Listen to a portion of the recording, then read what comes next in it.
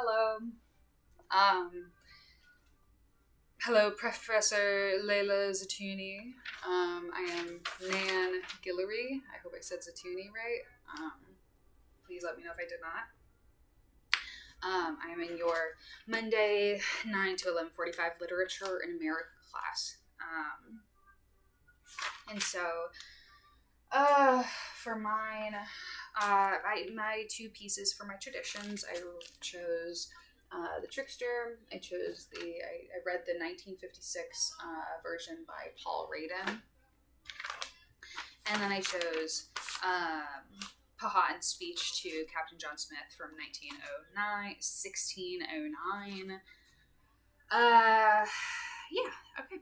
All right, so let's get started. How did your traditions reading compare to other pieces of literature that you may know? Think if there's stories that you've read and heard as a child or as an adult. So I've been into like mythology and myths and legends and storytelling for some time, for years. And so I've definitely come across these specific, the Winnebago trickster cycle before. I've never read it in totality, and so this was my first time reading the entire thing kind of through as intended. So I was a bit familiar with it, especially when you got past like into like the early teens and it started getting like super grody. I kind of went, oh, I've definitely heard this before. And so it was a bit familiar. And it's the trickster kind of variations kind of keep a similar tone to them, even when they're from different areas and from different people. But my favorite part about this one specifically was the near constant, almost neutrality that was maintained. In a very curious way, where like he's like a wad, like he sucks, like sucks, dude. But like so often, like it's like hold on, like it's so often he would go, well, first of all, he, like at the very end, it's under the world where Earthmaker lives. There's another world just like it, and of this world he, Trickster, is in charge. So he's in charge of what it was like from the West you would view as like hell, but it's really not that severe. And then right before that, he suddenly recollected the purpose for which he had been sent to the earth by Earthmaker. He was sent to the earth by Earthmaker to remove the obstacles along the river, and furthermore to help human beings. And it's like so often like he does that, but he's just like so petty and like so irritating so often, but he's also like chill consistently, like in a very surprising way. But anyway, that I'm not brief. I apologize for that. So, assuming that most stories are meant to be read aloud, how does your written consumption of the traditions piece impact your understanding of the culture? So very soon into reading them, as I often will, I stopped like reading it like that because it's they weren't meant to, and I started reading them aloud to myself so that I could kind of interpret them in that way. Where it's I'm sure it would have been a little bit better to hear them be read, but I thought that this was totally fine, and it was definitely an improvement upon just reading it on the page. And it's just astonishing how much better it sinks in. It's the age-old thing of like it's appreciate art as the artist intended it.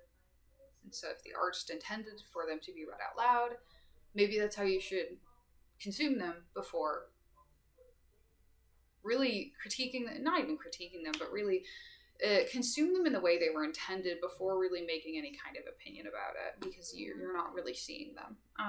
And it's also just a lovely reminder of like how for so long in so many places morals and customs and standards have been communicated to the masses in these kinds of ways.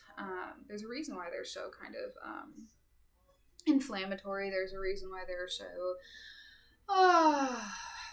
repetitive, and there's a reason why they are so understandable, and there's a reason why they are so relatable, because that's what they were there for. They were not just far off stories, they were stories for you and me. And so explain what your politics and view piece is. Is it a speech? Is it a document? It's a speech, but I really feel like address is a slightly better term for it. From Powhatan to Captain John Smith in 1609. And so this is like in what is now Virginia, in a very turbulent time before the Anglo-Powhatan War, I think it's called. And so when they were just kind of brimming on that, and things were getting really, really shit, like really severely. And so this was kind of this made me think of like the difference between begging and pleading. And this very much feels like pleading. At first I was saying begging, but I felt that didn't feel right. But I'm not sure exactly what the difference would be. But so this is a plea to Captain John Smith from Powhatan. To please, can we please be peaceful? And he says over and over, can we please be friends? And not even like be friends in a new way, but like, can we please, like he says over and over, I am your friend. Oh, it's so sad. It's so sad, dude. So that's that. And then so in the politics and view piece, you chose what specific strains do we begin to see between the early settlers and colonizers, the indigenous people. And so immediately, and I'm sure it's this way with a million things, and I'm sure it's not this way with a million things, but a trend that you always see in these kinds of situations, I feel, especially in the indigenous Americas, of kind of what did the colonizers pushing the indigenous people look like, and it looked like the colonizers pushing the indigenous people. And so he specifically says, I'm sorry, that's not funny, but it's like, doy, fuck. He says, sorry, man, it's so bad.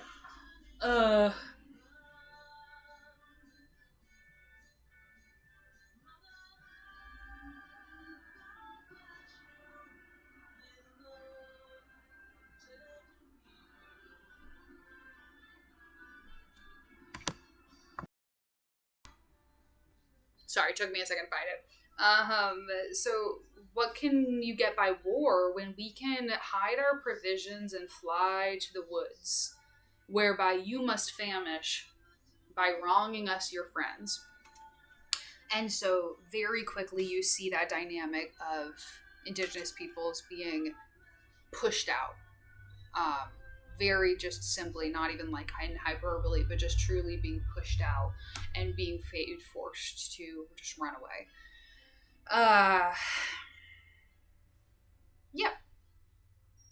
Because they're being attacked, because they're being brutalized, because their country is being destroyed, because they are being hunted, because they are scared, because they are frightened. Yeah. Okay. After reading both the tradition story and the politics and views piece, what further questions should we be asking about the interactions between cultures, especially ones that are inherently antagonistic, like periods of colonization? I guess I'm left with the reminder that language barriers go further than simply the words that are spoken, and so like cultural barriers are very, very real, and I find underestimated too often, not just now, but like, and not just in a historical sense, but it's a very, very severe problem. And so like thinking about like these stories, I don't fully understand them in the way that they were understood years and years and years ago. And I don't fully understand them in the way that they're still told today, but by people who exist within the culture that they're meant for.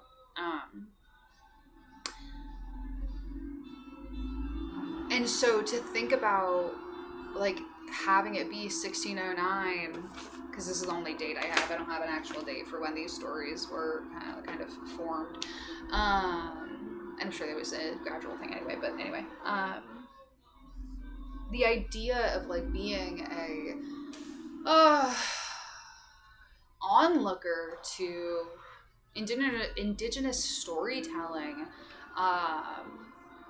when you have truly no connections to it, or when you truly have no way to translate it beyond words, but like the social mores and the social standards that it tells to, and because that's what the stories are always for, they're to communicate the culture, not for people outside of it, for the people inside of it. It's like what people always say, the cheesy thing about like fairy tales, especially like European fairy tales of like those were for kids. They were raunchy and they were grody, but like those are for kids because the forest was scary.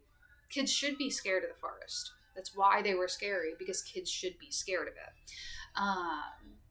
But when you're viewing these stories in such a bubble where you don't have any kind of context, it is so difficult to understand.